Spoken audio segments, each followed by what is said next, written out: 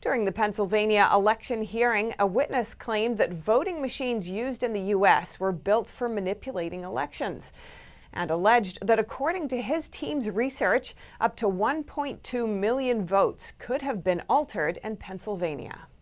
So all of these election systems. Phil Waldron, a cybersecurity expert dealing with intelligence and information warfare for some 30 years, was a witness at the hearing. Waldron said that he and his team have been researching voting system manipulation issues since August. He told the committee that the voting systems in Pennsylvania and elsewhere in the U.S. were built to be manipulated. And just so you know, I know there have been statements to the contrary, but I personally debriefed the son of a Cuban intelligence officer who had firsthand knowledge of Hugo Chavez's family members who told him not to worry about the populist threat against Maduro's election in Venezuela. Quote unquote, that it was guaranteed. Their father invested the money to build the SGO voting machine system. He said the man who told him this has written a sworn affidavit. Waldron said U.S. voting systems like Dominion have similar code and similar function, and have a common DNA to holding company SGO's Venezuelan-linked Smartmatic.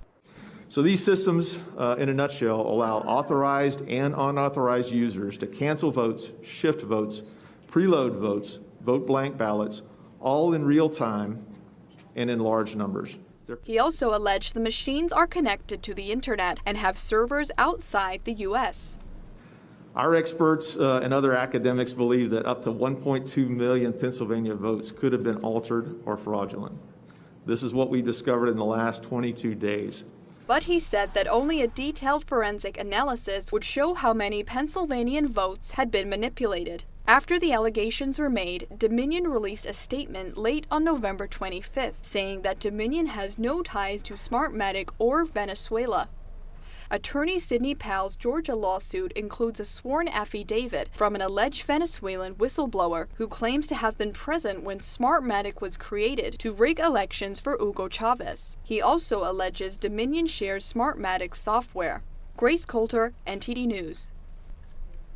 And a data analyst has reviewed voting data in several swing states. He says his findings are enough to overturn the results in at least 3 of them.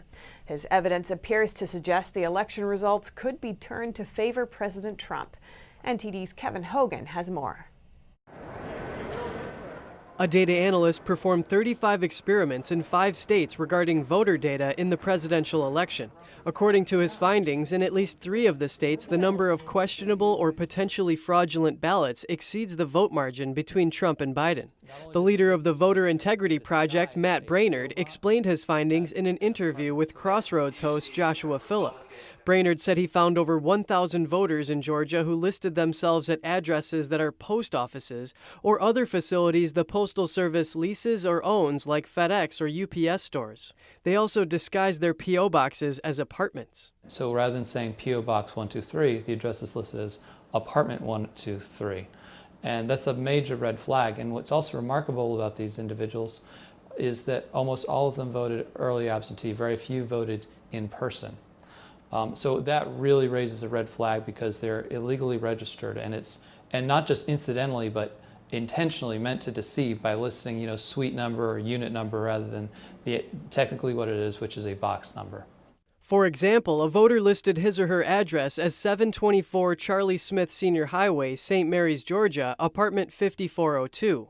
But that address is not an apartment building, it's a post office. According to the Federal Voting Assistance Program, when requesting an absentee ballot, a P.O. box cannot be used as a mailing address. Now on to Pennsylvania. Brainard had teams call people the state marked as having received a ballot request, but from whom the state never got the actual ballot. In other words, people who supposedly requested a ballot, but it never arrived to be counted in their name. The first question we asked is, did you actually request that ballot? And in many cases they said no, which is a big red flag because somebody had to request that ballot, and by law it had to be them or somebody that they designated legally to do so. Here is an example of a call his team made to a Pennsylvania resident. We show that in the state of Pennsylvania is marked as having received an absentee ballot request from you but did not receive your absentee ballot. Did you request an absentee ballot? No. The second question they asked was if the voter returned the ballot. Many said yes, which Brainard says is a red flag because the state did not receive it and their vote was not counted. We're hoping that by making this data discovery, that it will lead to judicial remedies that could bring greater scrutiny to the election, such as signature evaluation or manual recounts, as well as law enforcement to look into exactly who requested those ballots, and then if the people did mail them back in, why they didn't get counted and why they didn't make it to the clerk's office. Brainard says his analysis should have been done before the election by cleaning up voter rolls to remove ineligible voters, and during the election by objecting to ballots that should not be counted. He says once the ballots are taken out of the absentee envelopes, it's hard to remedy the problem, short of a judge ordering a complete do-over of the election. Kevin Hogan, NTD News. A lengthy lawsuit released this week in Georgia. The state is in the middle of another recount. An election integrity advocate tells NTD that the first audit didn't reveal what it should have. NTD's Melina Weisskopf has the details. The recount Georgia's doing now is simply a rescanning of the ballots. So that means that if there are any illegal ballots in the count or anything wrong with the Dominion voting system, it won't be detected. Any problems with the machines should have been detected during the state's first by-hand audit. However, the directions given to election boards made it impossible to detect any potential irregularities. That was another problem, that not only did the Secretary of State collect the numbers, he then ordered the counties to certify their existing electronic totals if their hand count was within 0.5%. Since many counties were still submitting their results from the Dominion voting machines, he said the first by-hand audit didn't uncover the problems that it was meant to find. There's 159 counties in the state of Georgia, so if you have, I think the margin now is 10,000, it would be less than 100 votes per county that would change the outcome of the election, maybe 70, 80 votes. The 100-page Georgia lawsuit released this week alleges that the start of massive fraud begins with the election software and hardware from Dominion Voting Systems Corporation. Favorito says he warned state officials of the problems with Dominion long ago, only to be ignored.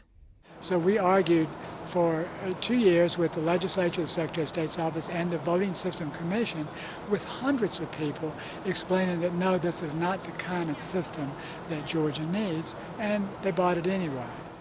So since the first by-hand count didn't serve its purpose of exposing problems with the machines, and the second recount is simply scanning ballots using the machines, what's the purpose of the Trump campaign requesting this second recount? And in asking for the recount, it opens up the door for him to challenge individual ballots. And that's where, and individual voters for that matter. He expects the Trump legal team will be looking to challenge individual ballots, such as those that look like manufactured ballots, as well as potential missing ballots, and ballots turned in with invalid addresses. Any ballots like these can all be challenged directly once the recount numbers come in next week. Reporting by Melina Weisskopf, NTD News.